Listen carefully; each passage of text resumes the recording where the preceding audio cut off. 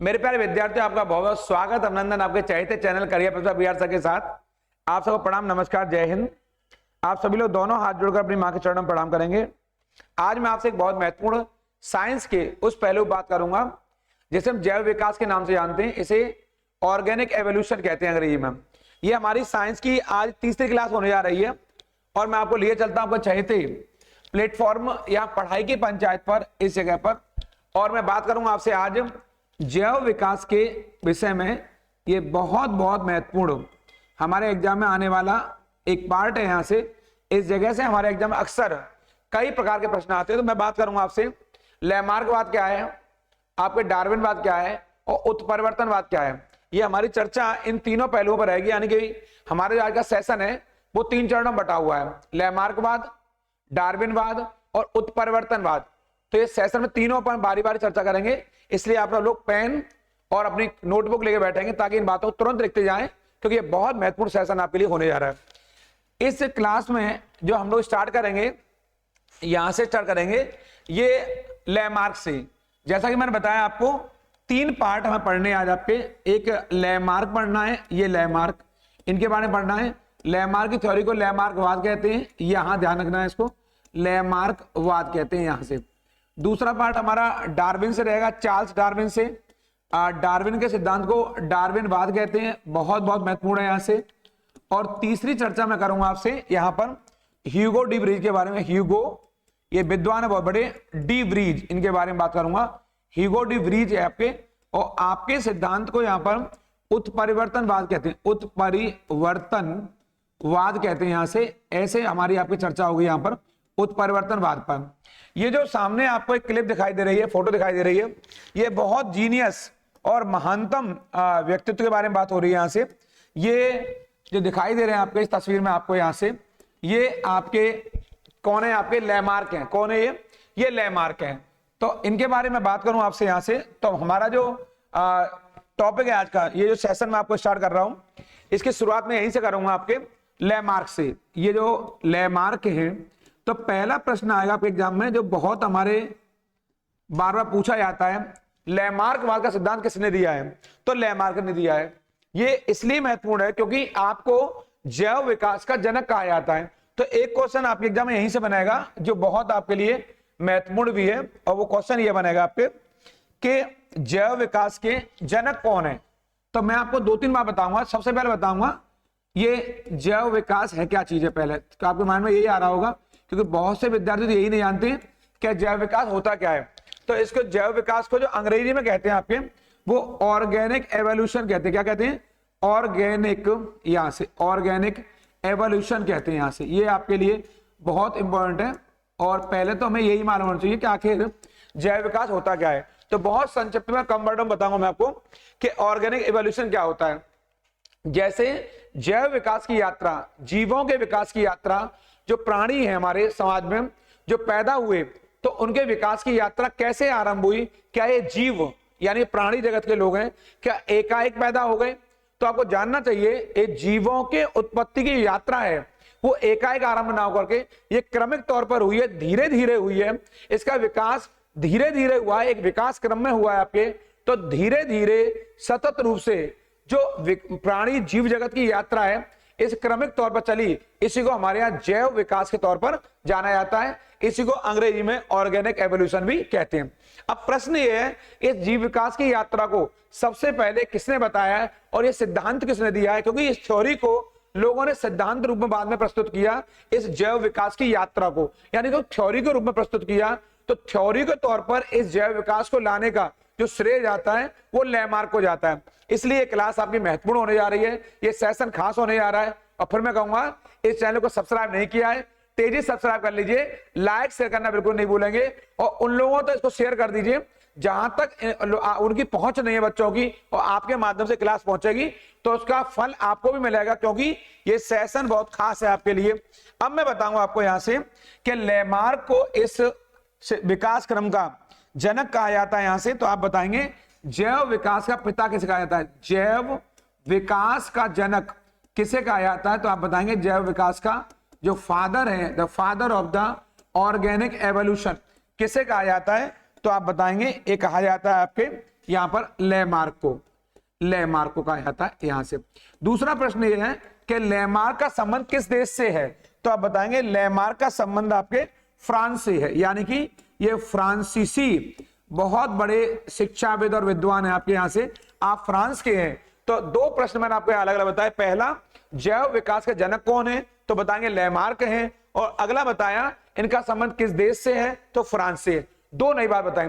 अब यहां जो बड़ी महत्वपूर्ण बात है हमारे एग्जाम में जो आने वाली है, आपके जो विकास क्रम की यात्रा है, आपके थ्योरी का जो नाम है, इनके थ्योरी का नाम जो बहुत महत्वपूर्ण रहा है, आपने फिलोसफिक ऑफ जूलॉजिक में जो सिद्धांत दिया है आपने, ये एक पुस्तक है इनकी फिलोसफिक, यहां से फिलोसफिक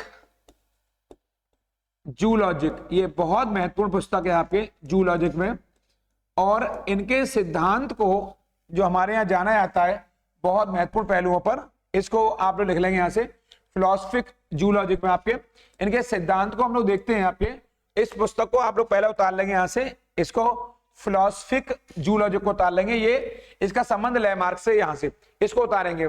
अब मैं आपको बताऊंगा इनके सिद्धांत के बारे में जो बहुत चर्चाओं में, ये जैसा कि आपको जिराफ दिखाई दे रहे हैं यहाँ पे, ये जिराफ आपको दिखाई दे रहे हैं यहाँ पे, तो इनके सिद्धांत को यहां एक अन्य नाम से उपार्जित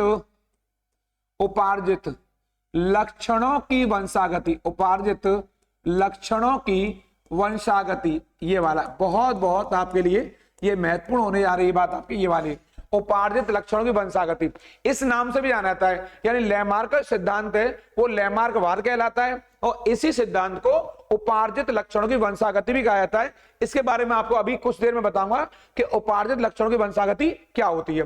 जैसा कि आप देखेंगे एक बात जो बहुत आपके लिए इंपॉर्टेंट होने जा रही है, लैमार्क ने जो अपने सिद्धांत को जो बताया जिन बिंदुओं से, उसके कुछ खास बिंदु हैं। जैसे एक बिंदु है आपके वातावरण का सीधा प्रभाव, ये बहुत वातावरण का सीधा प्रभाव, ये वाला जो इनका पहला जो बिंदु है सीधा प्रभाव, यहां से मैं इसको स्पष्ट करूंगा आपके वातावरण का सीधा प्रभाव, यहां से वातावरण का ये सीधा ये वाला वर्ड है यहां से। दूसरा पॉइंट है इनका आपके यहां से अंगों का कम या अधिक प्रयोग का प्रभाव, अंगों के कम या अधिक का प्रयोग का प्रभाव, ये दूसरा पॉइंट है। और तीसरा है उपार्जित लक्षणों की वंशागति, उपार्जित लक्षण जो ऊपर लिखा हुआ है, उपार्जित लक्षणों की वंशागति का सिद्धांत, की वंशागति का सिद्धांत, इनको आप लोग नोट डाउन कर लेंगे यहां से। ये जो बड़ा महत्वपूर्ण आपके लिए है कि मैं बताऊंगा आपको क्यों ये खास है और क्यों मैं आपको बात कर रहा हूं यहां से, और मैंने ये जिराफ क्यों दिखाया है आपको, जिराफ से इनका क्या ताल्लुकात है, जिराफ से क्या इन्होंने सिद्ध करने का प्रयास किया है। जैसा कि आप देख रहे हैं यहां पर, मैंने आपको यहाँ ये तीन बातों के माध्यम से इसको यहां बताने का प्रयास करूंगा। इनका जो पहला पॉइंट है ये वातावरण वाला, यानी लैमार्क ने कहा है संसार का ऐसा कोई जीव नहीं है, ऐसा कोई प्राणी नहीं है जिस पर वातावरण का प्रभाव ना पड़ता हो। यानी संसार का हर जीव वातावरण से यानी एटमॉस्फेयर से प्रभावित रहता है, और वातावरण हर जीव को प्रभावित जरूर करेगा। यानी परिवेश में जैसे जीव रहता है तो उस जीव को वातावरण के अनुसार ढलने का मौका, अगर वो जीव अपने आप को वातावरण के अनुसार नहीं डाल पाता है तो उन जीवों को मरना पड़ता है या जीवों को हटना पड़ता है, ये सब लैमार्क ने कहा है। फिर कह रहे हैं अंगों का कम या अधिक प्रयोग करना, यानी कि जो जीव जो प्राणी अपने अंगों का प्रयोग कम करते हैं या बिल्कुल नहीं करते हैं तो या तो उनके अंग कमजोर पड़ जाते हैं और या फिर उनके अंग बिल्कुल समाप्त हो जाते हैं। यानी अंगों का कम या अधिक प्रयोग करना, अगर अंगों का निरंतर प्रयोग करते हैं तो वो अंग हमारे मजबूत हो जाते हैं और उन अंगों में निरंतर वृद्धि देखने को मिलती है। जैसा कि जिराफ के माध्यम दिखाने का प्रयास किया है, जब ये प्राणी जगत का जीव जब शुरुआत में इसकी गर्दन छोटी रही थी, लेकिन जब इसको भूमि पर अपनी आवश्यकताओं के अनुसार जब इसको भोजन नहीं मिला तो उस भोजन की तलाश में इसे दौड़ना पड़ा, तो इसने धीरे धीरे जो आपको यहाँ दिखाई दे रहा है, इसको थोड़ा सा मैंने इसीलिए यहाँ पर इस पिक को लिया आपके लिए ताकि मैं बता सकूं इसको अच्छे से। ये इसकी गर्दन यहाँ पर इस तरीके से, फिर इसको और मूव किया, ये बढ़ती हुई चली गई आपके, फिर और मूव किया, फिर आगे और मूव किया, तो धीरे धीरे बढ़ती चली गई और इसने अपने जीवन को बचा लिया।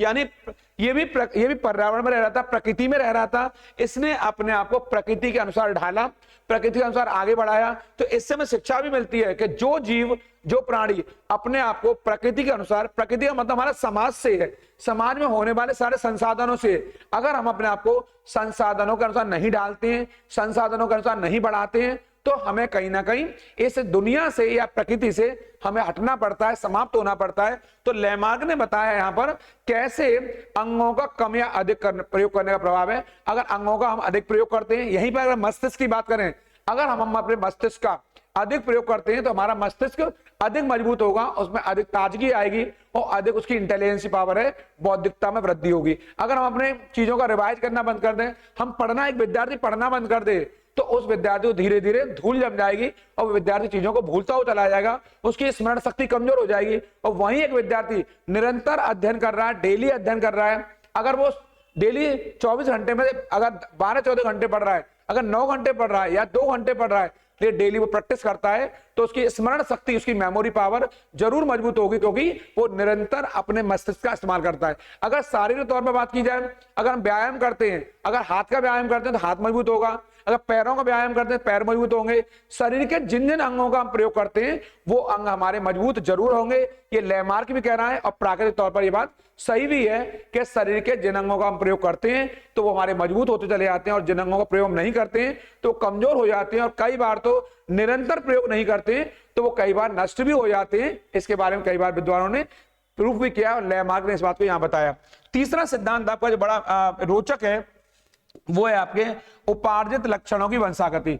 जो आपने बताया उपार्जित लक्षणों की वंशागति, इसको अंग्रेजी में थ्योरी ऑफ ये बड़ा इंपॉर्टेंट है, द थ्योरी ऑफ इनहेरिटेंस, यहां पर इनहेरिटेंस ऑफ एक्वायर्ड कैरेक्टर,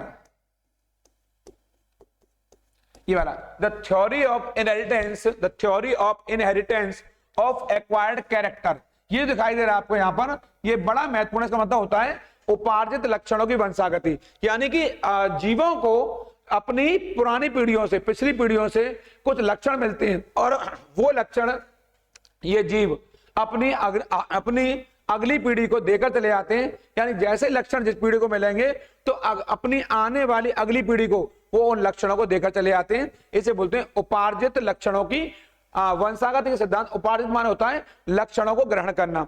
तो लेमार्क के 3 सिद्धांत बताए मैंने। पहला, जीवों पर वातावरण का सीधा प्रभाव, पहला है। दूसरा, अंगों का कम या अधिक प्रयोग करना, और तीसरा बताया मैंने उपार्जित लक्षणों की वंशागति, यानी जैसे लक्षण जीवों में होते हैं वो अपनी अगली पीढ़ी को उन लक्षणों को देकर चले जाते हैं। लक्षण का मतलब हमारे यहाँ पर इनहेरिटेंस से, यानी the theory of inheritance of acquired character. ये कैरेक्टर जो होता है हमारा, जो आपका ये कैरेक्टर होता है आपके, यानी चरित्र होता है, उस चरित्र को, आचरण को हम लोग अपनी अगली पीढ़ी को सौंप कर जाते हैं। इस सिद्धांत को इन्होंने जैव विकास के संदर्भ बताया। ये क्लास आपकी एग्जाम वाली है, बहुत खास क्लास है। मैं फिर कहूंगा, अगर चैनल को सब्सक्राइब नहीं किया है सब्सक्राइब कर लीजिए, लाइक शेयर करना बिल्कुल नहीं भूलेंगे, क्योंकि आपका चैनल है, बहुत महत्वपूर्ण चर्चा चल रही है। साइंस की क्लास में केवल 8 से 10 दिन में कराऊंगा, ये तीसरा लेक्चर चल रहा है। इसके अलावा 7 से 8 लेक्चर और कराऊंगा, उसी में आपका साइंस खत्म हो जाएगा और जीडी वाला पार्ट आपका यही संपन्न होगा, उससे बाहर कोई क्वेश्चन नहीं आएगा। कंकाल तंत्र पर, बीमारियों पर, आपके अन्य जो बहुत छोटे छोटे पहलू हैं आपके, जैसे श्वसन तंत्र है, या जैसे आपका जो वृक्क वाला पार्ट है, यहां से क्वेश्चन आता है। इसके अलावा पाचन क्रिया वाला पार्ट है, कुछ रक्त वाला पार्ट है, ऐसे कुछ छोटे छोटे पार्ट है इसमें एग्जाम में जो हमारे बार बार पूछे जाते हैं, उन पर मैं चर्चा आपके अगले क्लास में करूंगा। इसका दूसरा पार्ट है इसी जैव विकास का, वो है आपके डार्विन का। ये सामने दिखाई दे रहे हैं आपके, ये बहुत जीनियस डार्विन है, और डार्विन की थ्योरी को, डार्विन ने सिद्धांत दिया है उसे हमारे यहाँ पूरा नाम आपका चार्ल्स डार्विन है। क्या नाम है? चार्ल्स डार्विन है। और आपका संबंध ब्रिटेन से, कहां से है? आपका संबंध ब्रिटेन से है आपके, और आप यूके कह दीजिए, यूनाइटेड किंगडम कह दीजिए आपके, इसको ब्रिटेन कह दीजिए आपके। और इन्होंने सिद्धांत दिया है, उसको इतिहास आपके साइंस में डार्विनवाद के नाम से जाना जाता है। किसके नाम जाना जाता है? डार्विनवाद के नाम से जाना जाता है इसको, इसे डार्विनवाद भी कहते हैं। ये बहुत महत्वपूर्ण है और इंपॉर्टेंट भी, इसे हम लोग डार्विनवाद कहते हैं। तो डार्विन की थ्योरी है और जो थ्योरी इनकी प्रचलित हुई है, इन्होंने भी जो ऑर्गेनिक एवोल्यूशन है, जैव विकास की यात्रा है कि कैसे जीवों के विकास की यात्रा आरंभ हुई है। क्या एकाएक जीव पैदा हो गए? क्या जीव पैदा होते इतने मजबूत और सशक्त हो गए, इतने बौद्धिक हो गए, इतने बुद्धिमान हो गए? क्या ये यात्रा धीरे धीरे आरंभ हुई है? आपने भी उसको बताया है और आपने जो विकास क्रम की यात्रा है डार्विन ने, वो इस कदर से बताई है कि पहले प्रारंभिक तौर पर जो हमारा मानव है वो इस कदर से भालू नुमा आपके, फिर थोड़ा सा और सीधा हुआ वो इस क्रम में आपके, इसके यात्रा क्रम ऐसे बढ़ते हुए चले आ रहे हैं यहां से आपके, इस क्रम में आपने ऐसे सीधे हुए थोड़े से और फिर आपके और सीधे हुए, और आज का जो आधुनिक मानव है वो यहाँ पर बिल्कुल अस्तित्व में आया। इस कदर से अस्तित्व में आया कि मानव के विकास क्रम की यात्रा कैसे बढ़ी है आपके। तो इन्होंने इस थ्योरी को, जो डार्विनवाद है, उसमें किताब का नाम है या द ओरिजिन, ये ऑन द ओरिजिन, ऑन, इसको नोट डाउन कर, ऑन द ओरिजिन, ये वाला ओरिजिन, इसको आप लिख लेंगे मेरे कहने से जरूर, on the origin of species. ये बहुत बहुत महत्वपूर्ण किताब है आपके यहां से, इसको मेरे कहने से हमारे सारे विद्यार्थी का लिख लेंगे। पूरी किताब का नाम है on the origin of species by natural selection. ये आपके ये वाला यहां पर हम लोग लिख लेंगे इसको यहां से, ये जो इसका मतलब होता है ओरिजिन ऑफ स्पीसीज, इसका मतलब होता है प्रजातियों का उद्भव, या प्रजातियों का उद्भव, ये रहा प्रजातियों का उद्भव। उद्भव मान होता है उत्पत्ति होता है यहां से, इसका हिंदी मतलब होता है किताब का। वैसे इस किताब को पूरा नाम है the origin of species by natural selection, यानी प्राकृतिक चयन द्वारा प्रजातियों का उद्भव, प्राकृतिक चयन द्वारा, प्राकृतिक सिलेक्शन यानी natural selection, on the origin of species by natural selection. पर आपके एग्जाम में इस कदर से आती है किताब आपके, इसको मेरे कहने से आप वेरी मोस्ट इंपोर्टेंट कर लेंगे। और जो डार्विन ने सिद्धांत दिया है वो सिद्धांत आपका यहाँ पर कुछ चरणों पूरा हो जाता है। मैं आपको कम वर्णन बताऊंगा यहां से। पहला इन्होंने कहा है जीवों में, ये वाला जीवों में, ये रहा जीवों में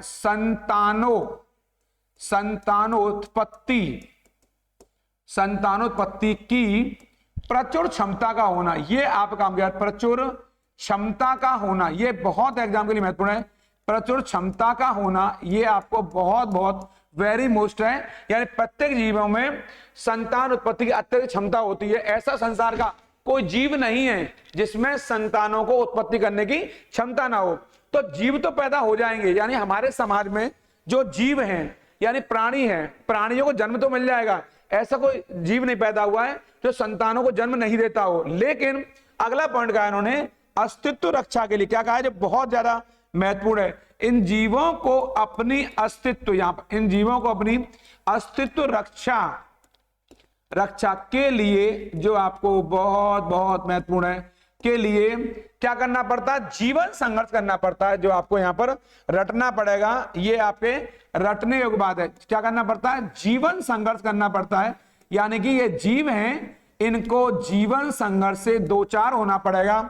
और ये जीवन संघर्ष में क्या आएगा आपके, तो वो कह रहे हैं आपके जीवन संघर्ष में पहला आपको सबसे पहले सजातीय संघर्ष, ये सबसे इंपॉर्टेंट है। सजातीय संघर्ष सबसे पहले आएगा आपके। अगर आप इससे बच जाएंगे तो विजातीय संघर्ष, विजातीय यानी कि अंतरजातीय संघर्ष, विजातीय मान होता है अंतरजातीय संघर्ष, और अंत में आपके वातावरणीय संघर्ष, वातावरणीय संघर्ष। ये तीन बातें आपने बताई। ये तीनों बातों का संबंध किससे है, यहां पर इन तीनों बातों का संबंध है आपके जीवन संघर्ष से। यानी कि जो आपकी थ्योरी है वो स्पष्ट करती है आपके कि अस्तित्व की रक्षा के लिए, यानी संसार में जितने जीव हैं, अगर उन्हें अपना अस्तित्व, अगर उन जीवों को, उन प्राणियों को अपने आप को एग्जिस्ट करना है सोसाइटी में, अपने आप को बना के रखना प्रकृति में, तो उन जीवों को जीवन संघर्ष करना पड़ेगा। और इस क्रम में सबसे पहले उन जीवों को आपके सजातीय यानी अपनी जाति के जीवों से संघर्ष करना पड़ेगा, अपने वर्ग से। चींटी को चींटी से करना पड़ेगा, मछली को मछली से करना पड़ेगा, कुत्ते को कुत्ते से करना पड़ेगा, बिल्ली को बिल्ली से करना पड़ेगा, भालू को भालू से करना पड़ेगा, सांप को सांप से करना पड़ेगा, नेवला को नेवला से करना पड़ेगा। यानी एक ही जाति के जीव आपस में लड़ेंगे आपके, लेकिन जो योग्य होगा, जो ताकतवर होगा, वो बच जाएगा। अगर आप वहां से बच जाते हैं सजातीय में, ये जीवन संघर्ष चल रहा है, तो आपको विजातीय, विजातीय माने अलग अलग जातियां, कुत्ते को बिल्ली से, बिल्ली को चूहे से, नेवला को सांप से, ये अलग अलग जीव है। शेर को हिरन से, हिरन को बचाव करना पड़ेगा, अगर बच गया तो हिरन बचा रहेगा, अस्तित्व में रहेगा, और शेर ने झपट्टा मार लिया तो उसे मरना पड़ेगा क्योंकि शेर ताकतवर है, अगर हिरन ने बचा लिया तो कोई बात नहीं है। जो मांसाहारी जीव हैं और एक तरफ शाकाहारी जीव हैं, हर जीव को अपना जीवन संघर्ष की यात्रा तय करनी है।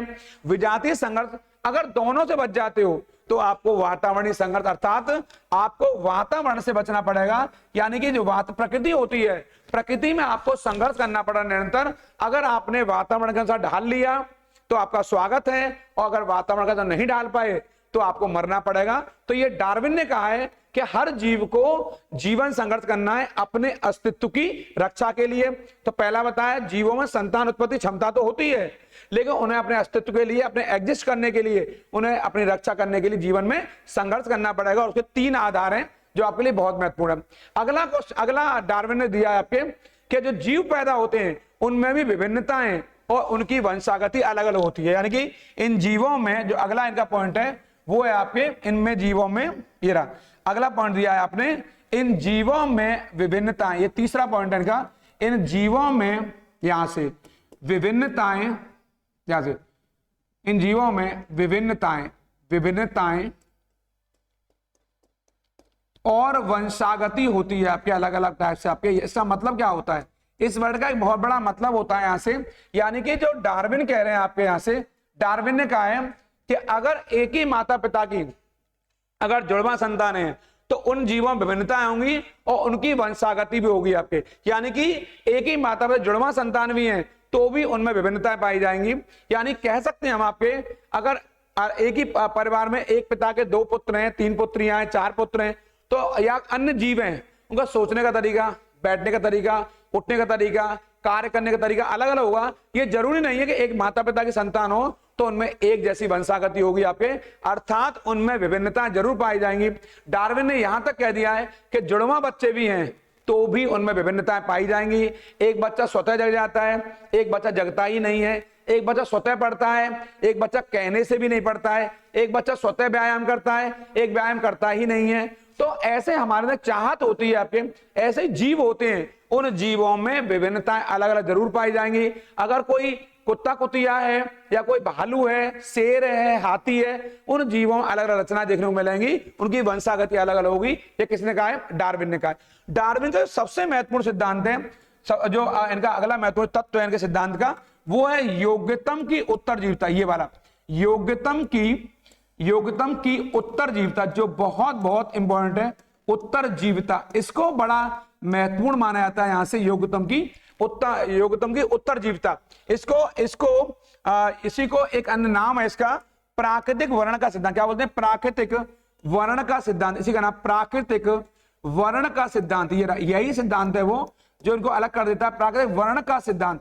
इसको आप लोग नोट डाउन कर लेंगे, उसको वेरी मोस्ट कर लेंगे यहां से, क्योंकि ये बड़ा खास है। प्राकृतिक वर्ण, ये एक बात है, इसको आपके लिए बता देता हूं, बहुत महत्वपूर्ण जानकारी। सबसे पहले हमारे यहां पर इस जो योग्यतम की उत्तरजीविता है, इसको बोलते हैं the survival of the fittest, the survival of the fittest, the survival of the fittest, ये इसकी अंग्रेजी है फिटेस्ट। इसको भी आप नोट डाउन कर लेंगे, क्योंकि एग्जाम में कई बार ऐसे भी पूछी जाती है आपके, क्योंकि इस तरह क्वेश्चन हमारे एग्जाम में बार बार आते हैं। यहाँ पे द सर्वाइवल, यहां से the survival of the fittest, यहां से ये वाला, ये इस तरह एग्जाम में क्वेश्चन पूछे गए आपके, the survival of the fittest. ये जो एक ये संकल्पना है, इसको सबसे पहले जो ढूंढा है, सबसे पहले जो दिया है, ये वाला मामला ये दिया है आपके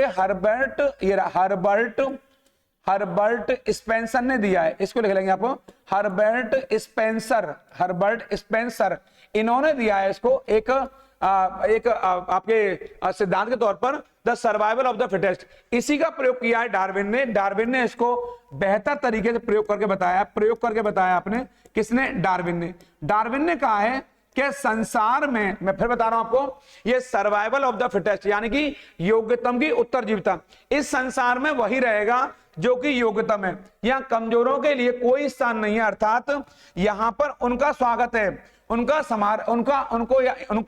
ये प्रकृति माला पहनाएगी, जो कि उसके लिए योग्य हैं। या कमजोरों के लिए कोई स्थान नहीं है आपके। अर्थात ये प्रकृति, अर्थात मैं प्रकृति को हमेशा समाज कहता हूं, ये बहुत इंपॉर्टेंट है। हमारा समाज किसका स्वागत करेगा? हमारा समाज उसका स्वागत करेगा जो उसके लायक है। अगर आप समाज में रहने लायक हैं, समाज के अकॉर्डिंग चलते हैं, अगर समाज में अपने को फिट कर लेते हैं, तो आपका महास्वागत होगा। प्रकृति तैयार बैठी हुई है आपका वर्ण करने के लिए, आपको माला पहनाने के लिए।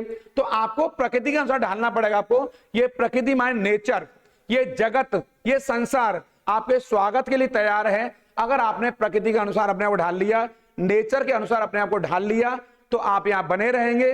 अगर नेचर के अनुसार अपने आप को नहीं डाला, तो आपको किनारे कर दिया जाएगा, हाशिए पे ले आएंगे आपको। इसलिए योग्यतम की उत्तरजीविता ये पहले, सबसे पहले इसको दिया है हर्बर्ट स्पेंसर ने, और डार्विन ने भी इसको बताया अपनी थ्योरी में योग्यतम की उत्तरजीविता। तो दो लोग बताए मैंने, हर्बर्ट स्पेंसर, उन्होंने the survival of the fittest के रूप में बताया है, और इसी को आपके डार्विन ने भी बताया अपने सिद्धांत में कि कैसे जीवों को, कैसे ये प्राकृतिक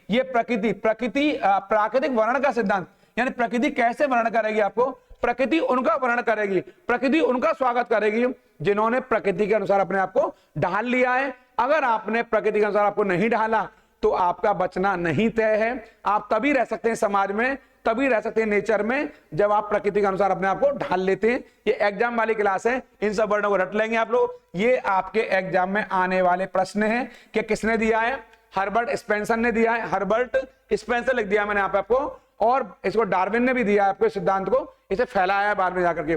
इस क्रम में हमारे तीसरे जो बड़े विद्वान है आपके, ये आपके बहुत महत्वपूर्ण है। इनका नाम है ह्यूगो डी व्रीज। क्या नाम है? Hugo de Vries. इनका नाम है ह्यूगो डी व्रीज, नाम है आपका, यहां से ये नाम है इनका।